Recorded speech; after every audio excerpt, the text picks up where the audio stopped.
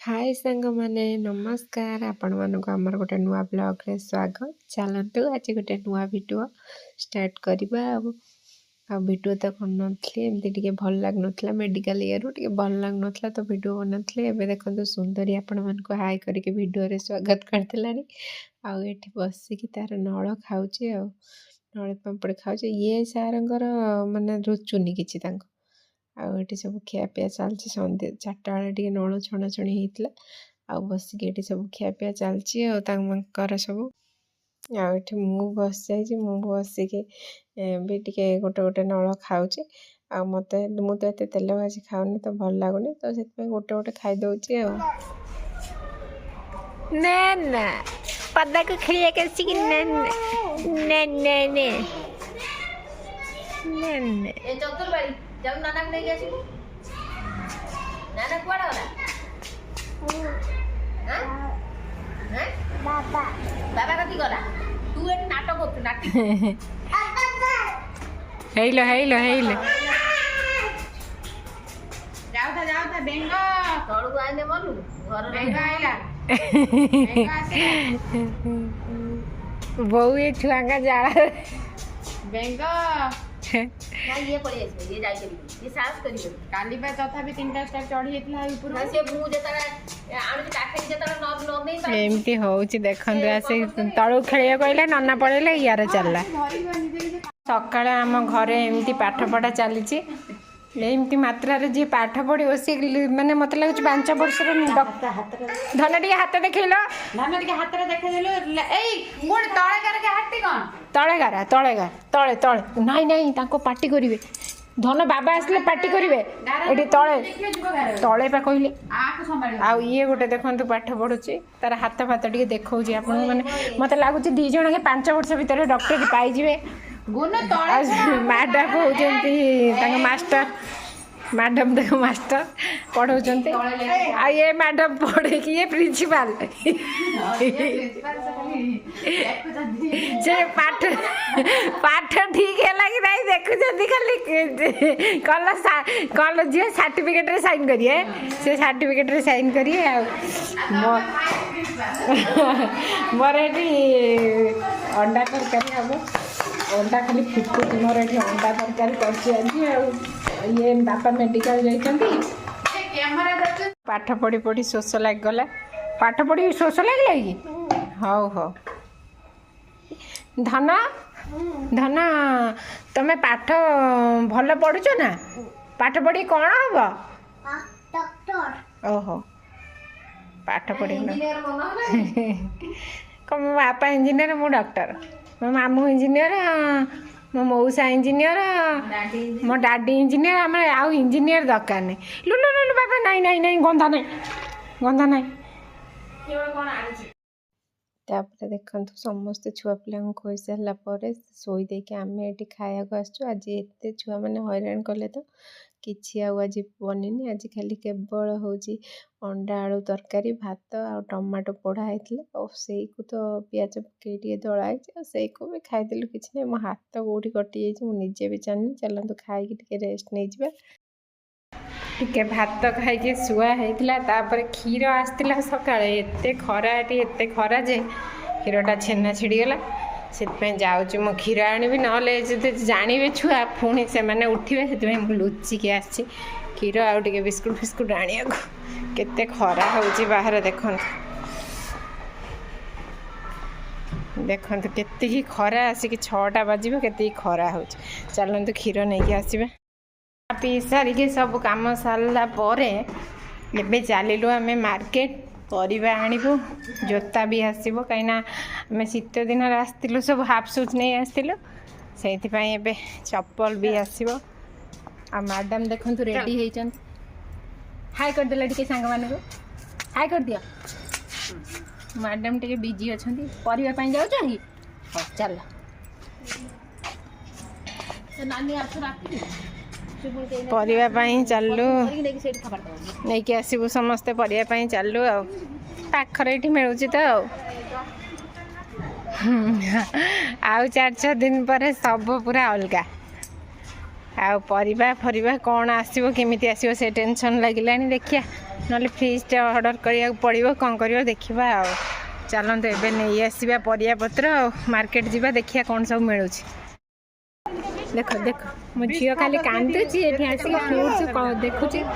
ଆଉ ଖାଇବୁ ନା ଫ୍ରୁଟ୍ସ ଦେଖୁଛି ଏଠି ଖାଇବ ବୋଲି କାନ୍ଦି ଗଡ଼ି ଯାଉଛି, କମଳା ଦେଖି କାନ୍ଦି ଗଡ଼ି ଯାଉଛି। ଖାଇବ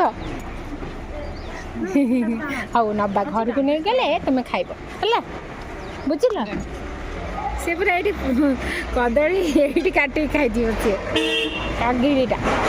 ଚାଲନ୍ତୁ ନେଇଯିବା ସବୁ, ବଢ଼ିଆ ବଢ଼ିଆ ଅଛି ଦେଖନ୍ତୁ। ମ୍ୟାଡ଼ାମ୍ ଆଉ ବୋଉ କମଳା ବାଛୁଛନ୍ତି। କମଳା ଦେଖନ୍ତୁ ଆମର ସୁନ୍ଦରୀ ଜୋତା ନେବାକୁ ଆମେ ଆସିଛୁ, ସେ କେମିତି ବସିଛି ଦେଖନ୍ତୁ। ସୁନ୍ଦର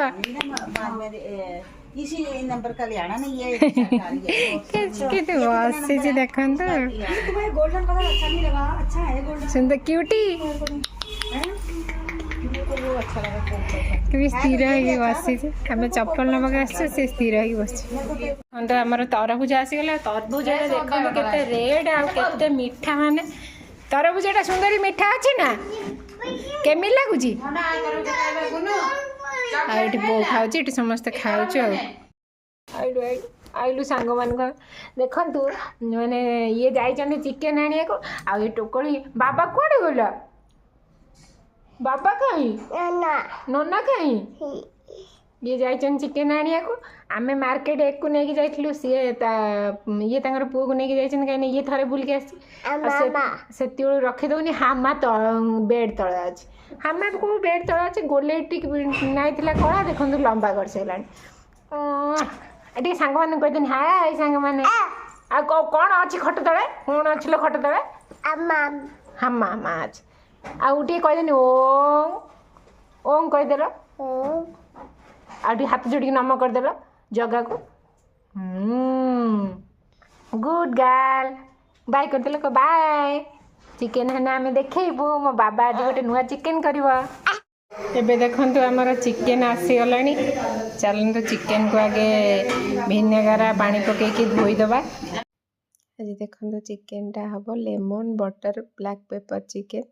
ଆଉ ଏଠି ଆଗେ ଭିନେଗାର ଆଉ ପାଣି ପକେଇକି ମୁଁ 5-10 ମିନିଟ୍ ଭଲରେ ଚିକେନଟାକୁ ଏଠି ଭେଦି ଦେଇଛି, ମାନେ ତାକୁ ଧୋଇବା ପାଇଁ ପକେଇ ଦେଇଛି। ଆଉ ଏଠି ବ୍ଲାକ୍ ପେପର ଆଉ କ'ଣ କରିବା ନା, ଯେହେତୁ ଆମେ ସେଇ ଚିକେନଟା ବ୍ଲାକ୍ ପେପରର ତାର ମେନ୍ ରୋଲ୍ଟା ଚିକେନରେ ଅଛି, ତ ସେଥିପାଇଁ ଆମେ ଟିକେ ଯେତେବେଳେ ଚିକେନରେ ବ୍ଲାକ୍ ପେପର ପକେଇବା ତ ଟିକେ ତାକୁ ତେଲରେ ଭାଜିକି ହିଁ ପକେଇଲେ ଭଲ ଲାଗିବ। ତା ଦେହରେ ଟିକେ ଜିରା ବି ମୁଁ ପକେଇଛି, ତାକୁ ଭଲସେ ଭାଜି ନେବା। ଭାଜି ନେଇ ସାରିଲା ପରେ ଆପଣ ଚାହିଁଲେ ଗ୍ରାଇଣ୍ଡରରେ ବି ଗ୍ରାଇଣ୍ଡିଙ୍ଗ କରିପାରିବେ, ନହେଲେ କୁଟିକି ବି ତାକୁ ରଖିପାରିବେ। ମୁଁ ଥଣ୍ଡା ହେବା ପାଇଁ ତାକୁ ଏବେ ଛାଡ଼ି ଦେଇଛି ଭାଜିକି।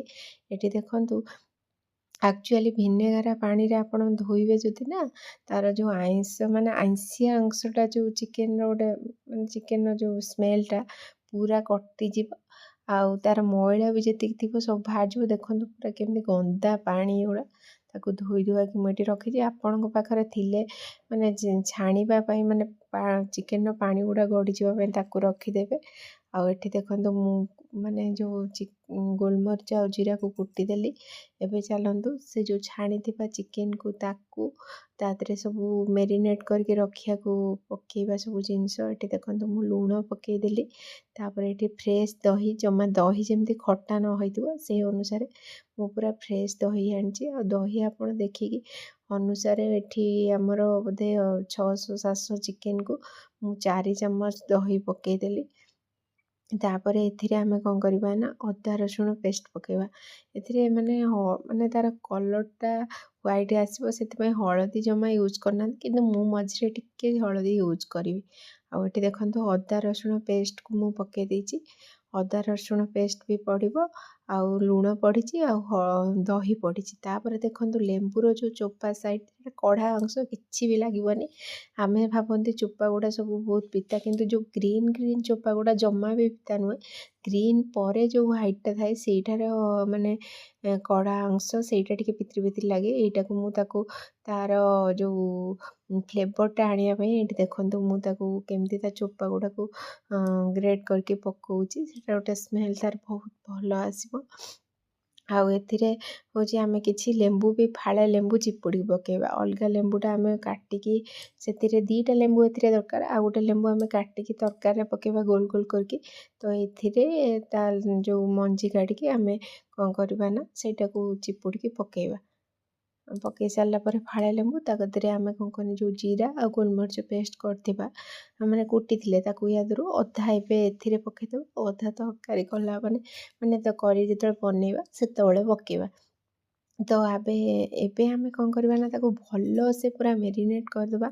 ମ୍ୟାରିନେଟ୍ କରିଦେଇକି ଆଉ 20 ମିନିଟ୍ ଖଣ୍ଡେ ତାକୁ ଆମେ ମ୍ୟାରିନେଟ୍ କରିକି ଛାଡ଼ିଦେବା। ଯଦି ଆପଣ ଅଧିକା ସମୟ ମାନେ ଘଣ୍ଟେ କି ଅଧଘଣ୍ଟେ ରଖିବାକୁ ଚାହୁଁଛନ୍ତି ତ ଫ୍ରିଜ୍ରେ ରଖିବାକୁ ପଡ଼ିବ। ଯେହେତୁ ଆମର ଏଠି ଫ୍ରିଜ୍ ନାହିଁ ତ ଆମେ ସେଥିପାଇଁ କ'ଣ କରିବା ନା ଏଇଟାକୁ 20 ମିନିଟ୍ ହିଁ ରଖିବା। ତାଠୁ କମ୍ ସମୟରେ ବି ଆମେ ମାନେ ତରକାରୀ ବନେଇ ଦେଇକି ଛାଡ଼ିଦେବା। ଏବେ ମ୍ୟାରିନେଟ୍ କରିବାକୁ ତାକୁ ଛାଡ଼ିଦେବା।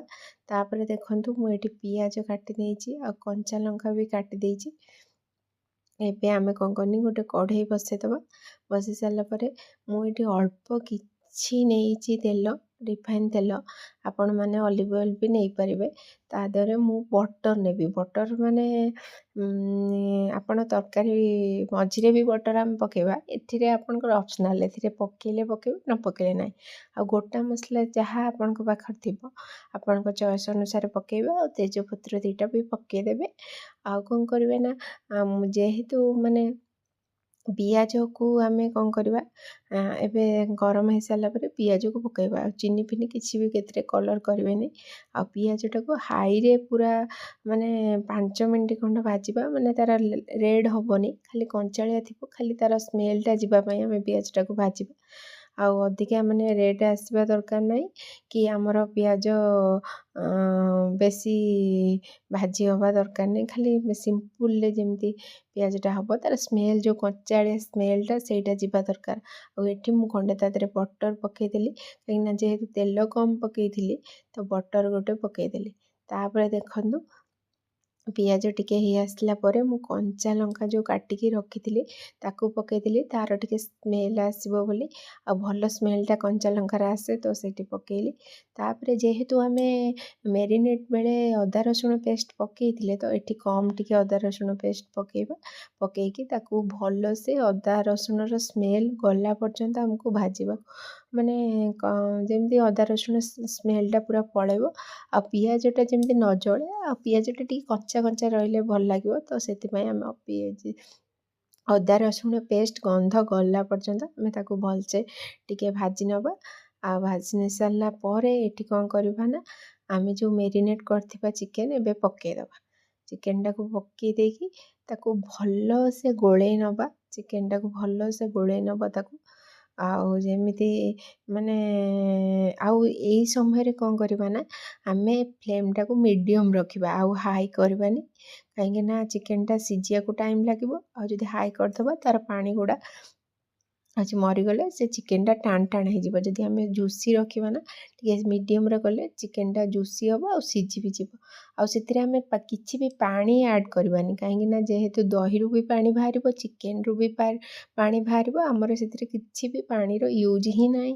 ଦେଖନ୍ତୁ ମୁଁ ଏଠି କ'ଣ କରିଛି ନା ତାକୁ 2-3 ମିନିଟ୍ ଢାଙ୍କି ଦେଇଥିଲି ମିଡ଼ିୟମ୍ ଫ୍ଲେମ୍ରେ। ତ ପାଣି ଚିକେନ୍ରୁ ଆଉ ଦହିରୁ ବାହାରିବା ଲାଗିଲାଣି। ତ ଏବେ ମୁଁ ତାକୁ କ'ଣ କରିବି ନା ଆଉ ଟିକେ ଭଲସେ ମିକ୍ସ କରିଦେଇକି 10 ମିନିଟ୍ ପୁରା ମିଡ଼ିୟମ୍ ଫ୍ଲେମ୍ରେ ତାକୁ ଛାଡ଼ିଦେବି। ଟିକେ ଚିକେନ୍ଟା ଟିକେ ସିଝି ଆସିବା ପର୍ଯ୍ୟନ୍ତ ତାକୁ ଛାଡ଼ିଦେବି ଏଠି।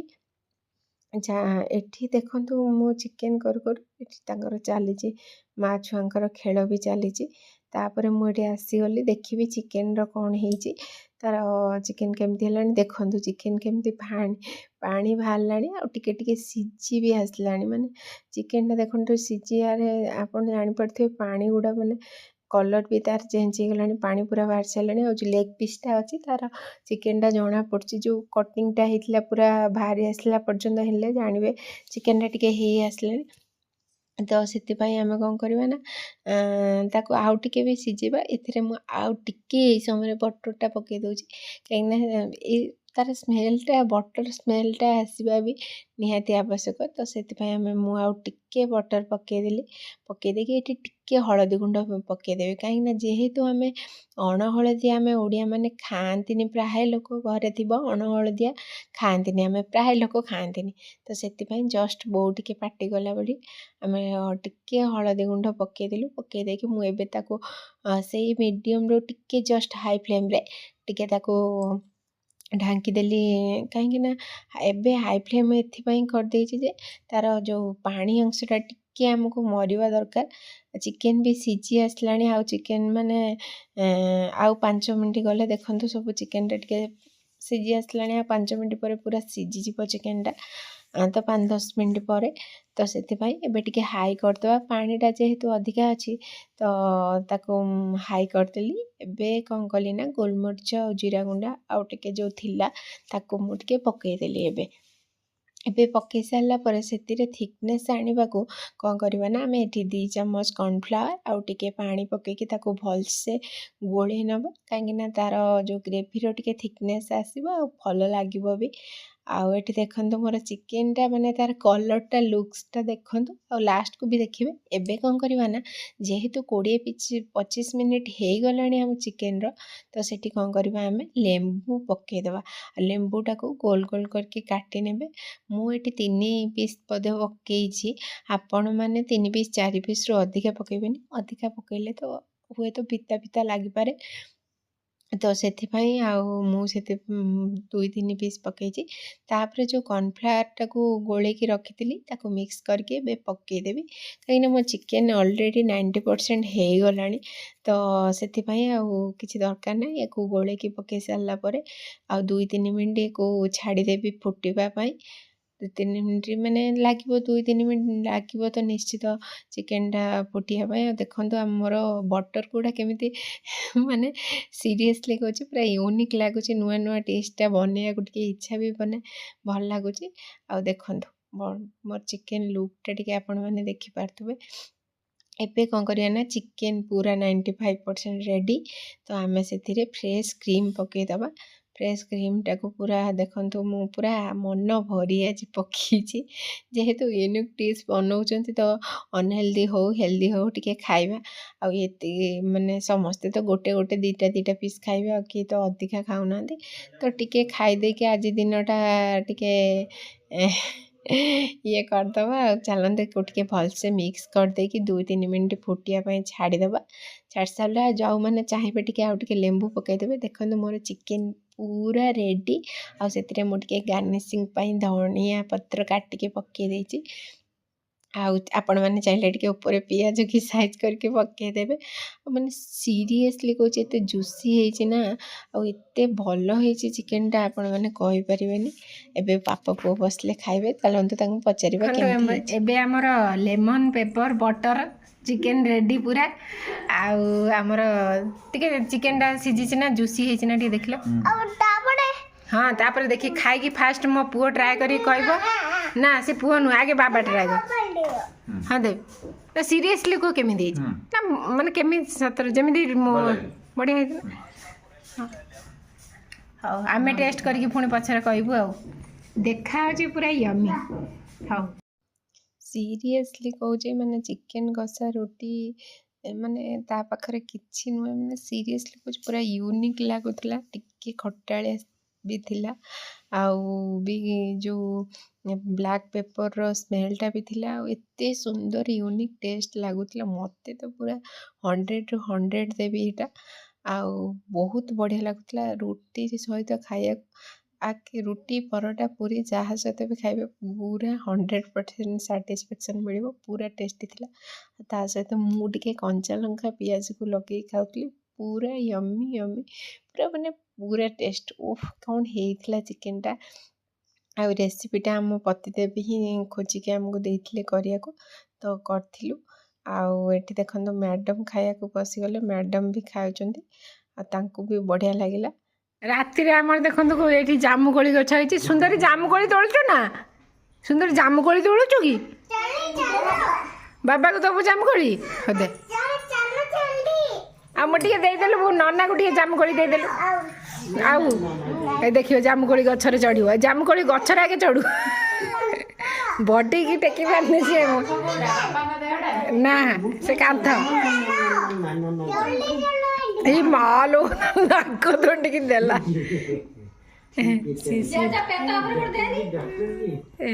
बाबा को जेजू गोट दे जेजू गोट दे राति ये आमर जेजे नाती चलती अटो रे जाऊँ लो माँ थंडा धर राति जामुकोली दे ना जेजे को दे डायबिटीज अच्छी जामुकोली देना कमी जीव जेजे को जेजे आ दरकार नहीं नना खाइबनी गोटे पहाड़ देमी तते मुंड हेले तो मना कर मते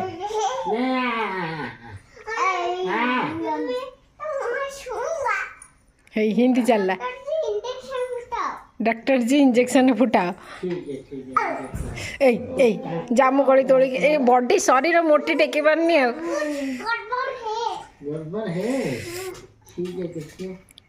ता पापा खाऊ खाऊ तंगर गोटे मीटिंग आसले उठिक पड़े पुणी खाऊ सुंदर देखो कौन हो पचारे भल लगुच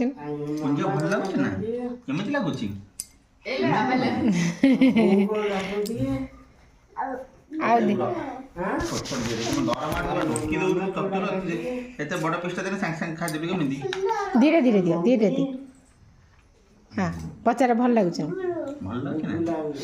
बाबा सी नना ना नना कहीं कौन से कही पार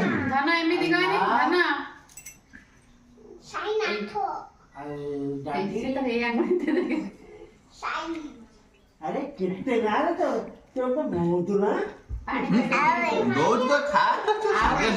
चोबे तक चोबे चोबे खा चोबे चोबे खा एडी याडा चोबे चोबे चोबे चोबे केन खाइबू आवी खट्टा मिठाटे ना चोबे चोबे चोबे चोबे चोबे चोबे चोबे चोबे चोबे चोबे चोबे चोबे चोबे चोबे चोबे चोबे कितने गाल तो भल लगुच ना बट मामा भल रोसई कर हाँ खाई दिया आ सांग मान हाय कहीदेला बाय गुड नाइट कहीदेला आ फ्लाइंग किस देदेला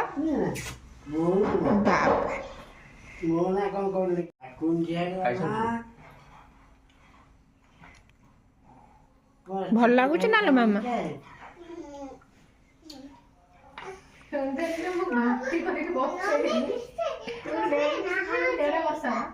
तुम्हारा छोटी बहन का नाम क्या है बोलो पहले आप खा नहीं तुम देह खराब होगा आप खा नहीं ताकि जल जीरा पानी कौन कर से कोच में आवरी खाई कौन मना कर क्या कौन बड़े पीस तेरे तमे खाई था एटा बहुत गोटे पीस मत में सफिशिएंट मन खाओ नन्ना खाइबो डाक नन्ना ए नन्ना किरा कोन ने खाइ दे पड़े बुलियो ना नन्ना डाकिबा नन्ना कथा मन नन्ना नन्ना कथा मन पड़े हो तू सांग माने उठे बाय कर दिलु सुंदरी सुंदर तो एमती आमर सका राति पाइला पर्यंत चली भिडटा को मुझे शेष करशा कर भल लगे लाइक शेयर कमेंट सब्सक्राइब करने को जमा भी भूलि रोचे जय जगन्नाथ जय शिव शंभु।